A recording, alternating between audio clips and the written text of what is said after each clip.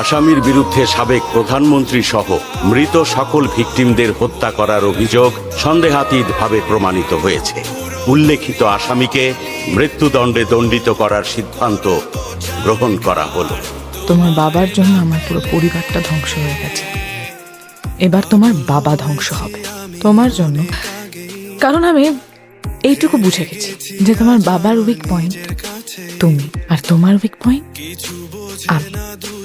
আমি যদি তোমার লাইফে না থাকি তাহলে তোমার লাইফটা হেল হয়ে যাবে, আর তোমার লাইফটা হেল হয়ে গেলে তোমার বাবার লাইফটাও হেল হয়ে যাবে। তাই আমি তোমার সঙ্গে প্রেমের অভিনয় করেছি। So mister Aryan Mirza, I don't love you. It's all about revenge. পারবে না থামাতে কেউ আমাকে, সব শেষ করবো নিজে।